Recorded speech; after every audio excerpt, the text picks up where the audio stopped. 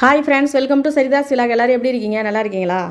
தமிழும் சரஸ்வதியில் வந்து பார்த்திங்கன்னா இன்றைக்கி என்ன நடந்துச்சுனாக்கா, நம்ம ராகினி கோர்ட்டில் வந்து சொல்கிறாங்க, என்னால் திருப்பி கொடுக்க முடியாது சொத்தெல்லாம் அப்படின்னு சொன்னோன்னா நீதிபதி சொல்கிறாரு, ஏம்மா அவங்களாவே அவங்க மனசாட்சிப்படி உங்களுக்கு எழுதி கொடுத்ததாவே இருக்கட்டும், அவங்க சந்தோஷமான முறையில் எழுதி கொடுத்த மாதிரியே இருக்கட்டும், இப்போ அவங்க 2 பசங்களுக்கும் பிரித்து கொடுக்கணும்னு கேட்குறாங்க, நீங்கள் வந்து உங்கள் அண்ணனுங்களுக்கு 2 பேருக்கும் பிரித்து கொடுக்க வேண்டியதானேன்னு சொல்லி நீதிபதி சொல்கிறாரு. அதுக்கு இவங்க சொல்கிறாங்க, எங்கள் அண்ணனுங்க கஷ்டப்பட்டாங்கன்னா பரவாயில்ல, அவங்க நல்லா தானே இருக்காங்க, அவங்க சொந்தமாக ஒரு லேத்து கம்பெனி நடத்துகிறாரு எங்கள் அண்ணன், எங்கள் சின்ன அண்ணன் அதில் வந்துட்டு ஜேஎம்டியாக இருக்கார், அவங்களுக்கு எந்த கஷ்டமும் கிடையாது, அவங்க நல்லா தான் இருக்காங்க பணக்காரங்களா, அவங்களுக்கு என்னத்துக்கு நான் பிரித்து கொடுக்கணும்? நான் பிரித்து கொடுக்க மாட்டேன், நீங்கள் வந்துட்டு சட்ட ரீதியாக ஏதாவது பிரித்து கொடுத்து தான் ஆகணும்னு சொன்னீங்கன்னா நான் ஹைகோர்ட் வரைக்கும் போவேன் அப்படின்னு சொல்லி ராகினி சொல்கிறாங்க. உடனே வந்துட்டு நீதிபதி வந்து இன்னொரு நாளைக்கு வந்து நான் இதை கேஸை தள்ளி வைக்கிறேன்ட்டு அவர் சொல்லிட்டாரு. இப்போ வந்து என்னன்னாக்கா, அர்ஜுனுக்கு சந்தோஷம் தாங்க முடியல. இப்போ கோதையம்மா அப்படியே ராகினி அப்படியே முறைச்சிட்டு வெளியில் வந்துட்டாங்க. வெளியில் வந்தோடனே நின்றுட்டு இருக்காங்க. ராகினி இப்படி சொல்லுவான்னு நான் நினச்சி கூட பார்க்கல அப்படிங்கிற மாதிரிலாம் பேசிகிட்டு இருக்காங்க. அதெல்லாம் அர்ஜுன் சொல்லி கொடுத்து தான் அப்படி பேசுகிறா அப்படின்னு சொல்லிட்டு பேசிகிட்டு இருக்கும்போது ராகினி அங்கேருந்து வராங்க. ராகினி வந்தோன்னா அப்படியே நம்ம கோதையம்மா நேரம் இங்கேருந்து போயிட்டு ரொம்ப அப்படியே கோவத்தில் கத்துற மாதிரி கத்துறாங்க. இதை மாதிரி வந்துட்டு நீ வந்து நேர்மையாக நடப்பேன்னு நினச்சேன், நான் வளர்த்த என்னோட பொண்ணு, நீ பொய் பேச மாட்டேல்லாம் நினச்சேன், ஆனால் நீ அவன் பேச்சை கேட்டுக்கிட்டு இப்படியெல்லாம் பண்ணிட்ட, நீ என்ன எங்களை வேணான்னு சொல்கிறது, இன்னையிலேருந்து உனக்கும் எனக்கும் எந்த உறவும் கிடையாது அப்படிங்கிற மாதிரிலாம் இவங்க ஆவேசமாக கத்துறாங்க. பேசிட்டு இவங்க வந்துடுறாங்க எல்லோரும். ராகினி வீட்டுக்கு போயிடுறாங்க. வீட்டுக்கு போனோன்னா அங்கே அவங்க எல்லாம் சந்தோஷப்படுறாங்க. ராகினி, நீ வந்துட்டு எங்களுக்காக நீ சப்போர்ட் பண்ணி பேசுனது சந்தோஷமாக இருக்குது, நீ வந்து எங்கள் பக்கம் நியாயம் இருக்குங்கிறத நீ புரிஞ்சுக்கிட்ட அப்படின்னு அவங்க அர்ஜுனோட அம்மா அக்கா எல்லாம் பேசிகிட்டு இருக்காங்க. ராகினியை பாராட்டுறாங்க. அப்போ வந்து ராகினி சொல்கிறாங்க, எங்கள் அம்மா தான் என்னை சாபம் விட்ற மாதிரிலாம் பேசிட்டு போயிட்டாங்க, அதுவே மனசு கஷ்டமாக இருக்குது, அவங்க சாபம் விட்ட மாதிரிலாம் நம்ம நல்லா இல்லாமல் போயிடுவோமோன்னு பயமாக இருக்குது. அவங்க ஒன்றுமே அங்கே சாபம்லாம் விடலை, நீ என்ன இவ்வளோ நாளாக என்னை வந்து எங்களை வேணான்னு சொல்லியிருக்கீல்ல, இன்னையிலேருந்து நீ எங்களுக்கு வேணாம், எங்களுக்கும் உனக்கும் எந்த உறவும் வேணாம், நீ நேர்மையாக நடப்பேன்னு நினச்சேன், நீயும் வாயை திறந்தா பொய்ங்கிற மாதிரி பேசிட்ட, நீ என் பொண்ணாங்கிறதே எனக்கு சந்தேகமாக இருக்குது, நீ எப்படியோ இருந்துட்டு போ அப்படின்னு சொல்லிட்டு இனிமேல் உன் விஷயத்தில் நான் தலையிட மாட்டேன், உனக்கு கொஞ்சம் கூட நன்றி விசுவாசம் கிடையாது அப்படிங்கிற மாதிரி தான் சொன்னாங்க. சாபம்லாம் ஒன்றுமே விடலை. இருந்தாலும் ராகினி ஃபீல் பண்ணிகிட்டு இருக்காங்க, எங்கள் அம்மா இந்த அளவுக்கு என்கிட்ட கோவமாக பேசுனதே கிடையாது அப்படின்னு சொல்லிட்டு. உடனே வந்துட்டு அதெல்லாம் ஒன்றும் ஃபீல் பண்ணாத, அதெல்லாம் வந்துட்டு உங்கள் அம்மா திரும்ப பேசுவாங்க அப்படின்னு அர்ஜுன் சொல்கிறாரு. இதோட வந்துட்டு இப்போ ராகினி யோசிச்சுட்டு அவங்க உள்ளே போயிடுறாங்க. இதுக்கப்புறம் நான் அவங்கள்ட்ட எந்த உறவும் வச்சுக்க போகிறதில்ல, அவங்களே என்னை வேணான்னு சொல்லிட்டு போயிட்டாங்கல்ல, இனிமேல் நான் எந்த உறவும் வச்சுக்க போகிறதில்ல, பேசினாலும் சரியாக இருக்காது அப்படின்ட்டு ராகினி அவங்க ரூமுக்குள்ளே போயிட்டாங்க. இந்த பக்கம் நம்ம சரஸ்வதி தியாகி இருக்காங்கல்ல, அவங்களுக்கு வளகாப்பு போட போகிறாங்க. வளகாப்பு போட போகிறாங்கன்னொன்னே இவங்க இந்த கோர்ட்டில் நடந்ததை பற்றிலாம் பேசிகிட்டு இருக்காங்க.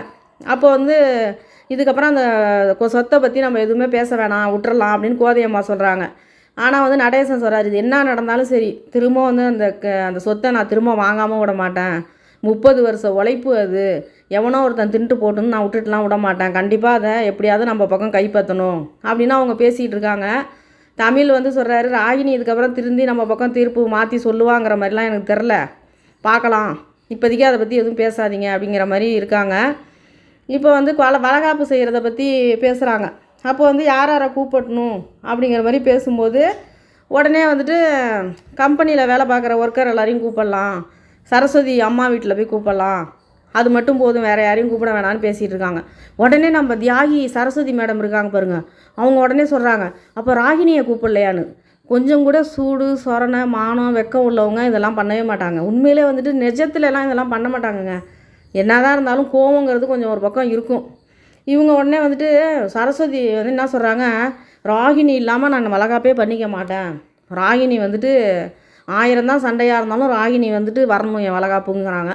உடனே வந்துட்டு நம்ம தமிழ் எல்லாம் வேணாங்கிறாங்க.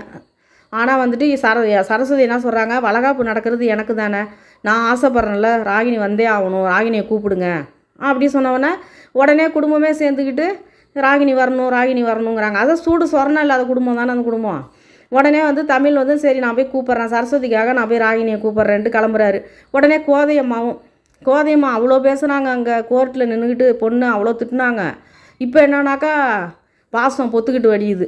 என்ன சொல்கிறாங்க, நம்ம போய் கூப்பிட்டாக்கா அவள் வருவாளா வரமாட்டாளா தெரில அப்படின்னோடனே சரஸ்வதி சொல்கிறாங்க, கண்டிப்பாக ராகினி வருவா நம்ம கூப்பிட்டாக்கா அப்படின்னு சொல்கிறாங்க. இதோட இப்போ வந்துட்டு கூப்பிட்றதுக்கு வீட்டுக்கு போகிறாங்க. கோதையம்மாவும் தமிழும் அந்த வீட்டுக்கு போகிறாங்க, ராகினி வீட்டுக்கு. அங்கே போனோடனே வீட்டு வாசலில் போனோடனே கோதையம்மா அப்படியே இனிமே அவளை நான் கோர்ட்டில் வச்சு ரொம்ப திட்டுனாங்களாம். இதெல்லாம் திட்டுனா அப்போ திட்டுறதெல்லாம் என்ன சொல்லுவாங்கன்னு தெரில. வந்துட்டு திட்டேன், அவன் மூஞ்சில் எப்படி முழிக்கிறதுன்னு தெரில எனக்கு அப்படின்னோடனே தமிழ் வந்து வாங்க பரவாயில்ல போய் கூப்பிடலாம், சரஸ்வதிக்காக தானே கூப்பிட போகிறோன்ட்டு போகிறாங்க. போனவொடனே அபி அங்கேருந்து பார்த்துட்டு அந்த பொண்ணு பாவம் நல்ல பொண்ணு, அந்த பொண்ணு அங்கேருந்து ஒடியாந்து வந்து பாசமாக ஒடியாந்து வந்து அம்மா வாங்கம்மா உள்ளே வாங்கம்மான்னு கூப்பிடுது. இவங்க போனவங்க போயிட்டு செய்தியை வாசல்லே கூப்பிட்னா ஃபோனில் கூட கூப்பிட்டு போயிடலாம், வாசல்லே நின்று சொல்லணும். சூடு சொரணையே கிடையாது, இந்த கோதைக்கும் கிடையாது தமிழுக்கும் கிடையாது. அவங்க வந்துட்டு உள்ளே போகிறதுக்கு காலை எடுத்து வைக்க போகிறாங்க. அதுக்குள்ளே நம்ம ராகினியோட மாமியார் அவங்க என்னமோ அந்த வீட்டை காசு போட்டு வாங்கினவங்க மாதிரி அங்கேருந்து வந்து எங்கே வரீங்க, எதுக்காக எங்கள் வீட்டுக்கு வந்திருக்கீங்க அப்படின்னு அவங்க கேட்குறாங்க. எதுக்காக இங்கே வந்தீங்கன்னு கேட்குறாங்க. இந்த அசிங்கம் தேவையா? தேடி போய் அசிங்கப்படுறது, தேடி போய் ஆப்பில் உட்கார்றது யாருன்னா நம்ம கோதையம்மாவும் தமிழும் தான். அதுக்கெல்லாம் காரணம் சரஸ்வதி மட்டும் அந்த வீட்டில் இல்லைன்னு வைங்களேன், இந்நேரம் தமிழ் எப்படியோ திருந்திருப்பார். சரஸ்வதி தான் காரணம் எல்லாத்துக்கும்.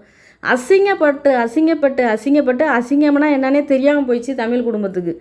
அதாவது ராகினிகிட்ட இப்போ தான் கொஞ்சம் வீராப்பா அவங்க அம்மா பேசியிருக்காங்க. இப்போ தான் அவங்க இதுக்கப்புறம் தான் கொஞ்சம் யோசிப்பாங்க. விட்டு பிடிச்சாதாங்க பாசங்கிறது கூட கொஞ்சம் தூரமாக இருந்து பாருங்களேன், அப்போ தான் அந்த பாசம் வந்து புரியும் ஒருத்தவங்களுக்கு. கொஞ்ச நாள் விட்டு பிடிக்கணும். ராகினியை கண்டுக்காமல் விட்டாதான் அவங்களுக்கு வந்து குடும்பத்து மேலே அம்மா அப்பா அண்ணன்னு அந்த பாசம் வரும் அவங்களுக்கு. இவங்க போய் வழியாக காலில் விழுவுறதுனால ராகினிக்கு அந்த பாசம் என்ன நடந்தாலும் நம்மளை வந்து அவங்க சேர்த்துக்குவாங்க, என்ன நடந்தாலும் நம்மளை வந்து விட்டு கொடுக்க மாட்டாங்க, என்ன நடந்தாலும் நம்மளை கூப்பிடாமல் இருக்க மாட்டாங்கன்னு ராகினிக்கு ஒரு அலட்சியம் ஆயிடுச்சு. அந்த அலட்சியம் தான் இப்போ வந்துட்டு இந்த கோர்ட்டில் அவங்க பேசுனது எல்லாம். இவ்வளோ கஷ்டப்பட்டு அவர் வாழ்க்கையில் தமிழ் முன்னுக்கு வந்திருக்காரு. அங்கே கோர்ட்டில் நின்றுட்டு சொல்கிறாங்க, எங்கள் அண்ணனுங்க என்ன கஷ்டமாக பட்டுக்கிட்டு இருக்காங்க, நல்லா தானே இருக்காங்க, வசதியாக தானே இருக்காங்க, அப்புறம் என்னத்துக்கு நான் சொத்தை திரும்பி எழுதி கொடுக்கணும்னு பேங்க்கில் லோன் போட்டு நமச்சி கேட்குறாரு. ஏம்மா அப்படி வசதியாக இருக்கிறவர் வந்துட்டு அவனுக்கு சொந்தமாக வீடு வாங்கியிருக்க மாட்டானா தமிழ், உனக்கு தானே ஆஸ்பத்திரி வாங்கி கொடுத்தான்னு அவர்னாலும் கேட்குறாரு. இவங்க யாருக்கும் கேட்குறதுக்கு வாய் கிடையாது. வாடகை வீட்டில் நீதிபதிக்கிட்டே சொல்லியிருக்கலாம், நாங்கள் வாடகை வீட்டில் இருக்கோங்க, வசதியாக எங்கெங்க இருக்கோம், நாங்கள் வாடகை வீட்டில் இருக்கோம் அத்தனை பேரும், இவங்கள்ட்ட அவ்வளோ சொத்தையும் நாங்கள் வந்துட்டு ஏமாற்றி எழுதி வாங்கிட்டாங்கன்னு இவங்க சொல்லலை. இப்படி இருக்குது.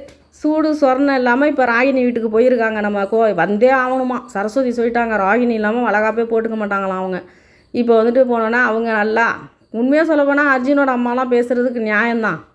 இந்த சூடு சொரணம் இல்லாத குரூப்பை எப்படி வேணாலும் பேசலாம். அவங்க கேட்குறாங்க, எதுக்காக எங்கள் வீட்டுக்கு வந்திருக்கீங்கன்ட்டு. வேணும் தான் நல்லா போய் நான் வீட்டுக்குள்ளே என்னத்துக்கு போகணும், கோர்ட்டில் கேஸு நடக்குது, கோர்ட்டில் கேஸு நடந்துக்கிட்டு இருக்கு, அந்த வீட்டை சொத்தெல்லாம் வாங்கணும்னு கேஸு நடக்குது. அந்த பிரச்சனை நடக்கும்போது ஒரு வீட்டுக்குள்ளே எதுக்கு போகணும்? வாசல்லே கூப்பிட்டா ராகினி வரமாட்டாங்களா?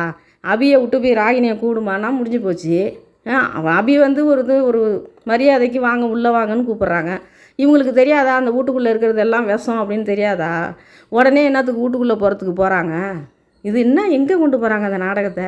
ஒன்றுமே புரியல. இதில் இன்னொன்று என்னன்னா, அர்ஜுன் சொல்கிறாரு, இப்போ ராகினி வந்து சொல்லியிருக்கா கொடுக்க மாட்டேன்னு சொல்லியிருக்கா, நாளைக்கே ஒரு காலத்தில் மாற்றி கூட பேசுவா, இன்னொரு வாட்டி ஹியரிங் வரப்போ மாற்றி சொல்லிட்டானாக்கா முடியாது, அதனால் வந்துட்டு சொத்தெல்லாம் என் பேரில் மாற்றி எழுதணும், இப்போ அடுத்து என்னோடய வேலை அதுதாங்கிறாரு. நமக்கு என்ன காதில் வந்துட்டு காது குத்தலைன்னு நினச்சிக்கிட்டு இருக்காங்களா?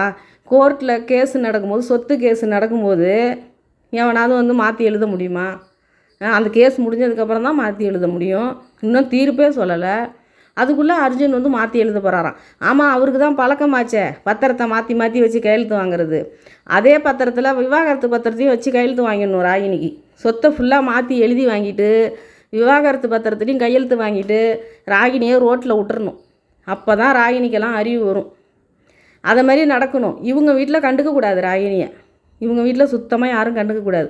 அப்படி இருந்தால் தான் ராகினி வந்து புரிஞ்சுக்குவாங்க. எல்லா விஷயமும் ராகினிக்கு அப்போ தான் புரியும். வாழ்க்கையில் கஷ்டம்னா என்ன, படிப்புனா என்ன, எல்லா விஷயமும் அவங்களுக்கு புரியும்.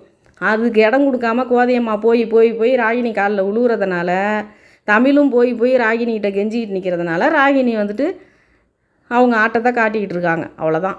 இப்போ 2 பேரும் அங்கே போகணுன்னு அவசியமா? கூப்பிடணுன்னா ஃபோன் பண்ணி கூட இது மாதிரி வளகாப்புக்கு நீ வா அப்படின்னு சொன்னால் முடிஞ்சு போச்சு. அப்படி ஃபோன் எடுக்கலைன்னா விடு. அப்படின்னா இந்த சரஸ்வதியை வந்து 4 பளிச்சு 4 அரையணும்னு வருது எனக்கு. அப்படி என்னங்க, அப்படி என்ன அவள் வந்து நாத்தனார் மேலே அவ்வளோ பாசம் பொத்துக்கிட்டு வடியுது? நாத்தனார் தான் நீங்கள் காட்டுற பாசத்தை கொஞ்சம் கூட புரிஞ்சிக்கல. எப்போ பார்த்தாலும் தமிழ் தான் தப்பு பண்ணார், தமிழ் தான் என் புருஷனை கடத்தி வச்சார், தமிழ் தான் எல்லாம் பண்ணார்.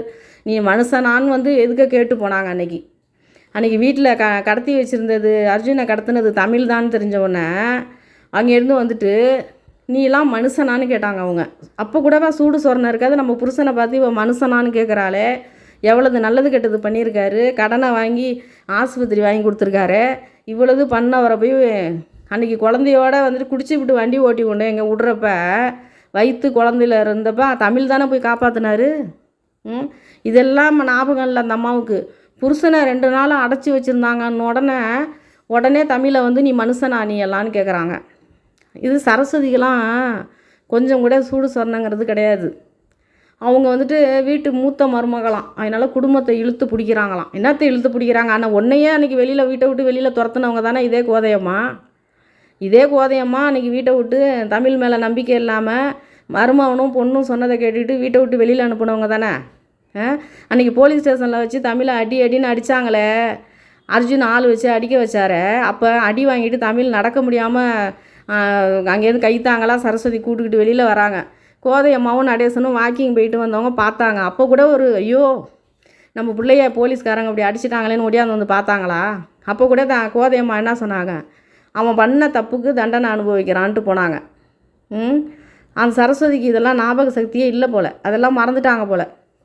இப்போ வந்து இருக்கிறது மட்டும்தான் ஞாபகம் இருக்குது. கோமாலேருந்து வந்திருக்காங்க நம்ம சரஸ்வதி.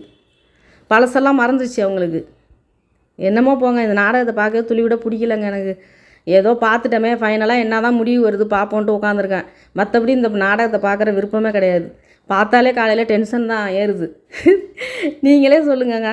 இப்போ கோதையம்மா அவங்க வீட்டுக்கு கூப்பிட போகிறது கரெக்டாக தப்பா எனக்கு நீங்கள் கமெண்ட் பண்ணுங்கள். கோதையம்மாவும் தமிழும் இப்போ அவங்க வீடு தேடி போய் கூப்பிட போகிறாங்க.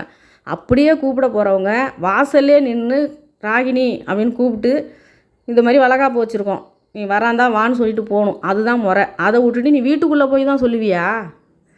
கூப்பிட போகிறது ராகினியை, அது ஏன் நீ வாசல்லே நின்று சொல்லிட்டு போயேன்? கோதையம்மா பண்ணுறது கரெக்டாக தப்பான்னு நீங்கள் எனக்கு கமெண்ட் பண்ணுங்கள்.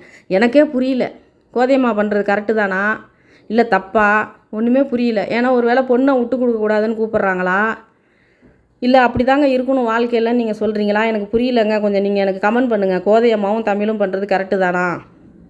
அப்படி இருக்கிறவங்க இருக்காங்கங்க நாட்டில். பெத்த பொண்ணை வந்து எந்த நேரத்திலும் விட்டு கொடுக்காமல் இருக்கவங்களாம் இருக்காங்க. ஆனால் கொஞ்சமாவது பொண்ணு பாசமாக இருக்கணும்ல, நம்ம மேலேயும் கொஞ்சம் பாசமாக இருந்தால் நம்ம விட்டு கொடுக்கலாம்.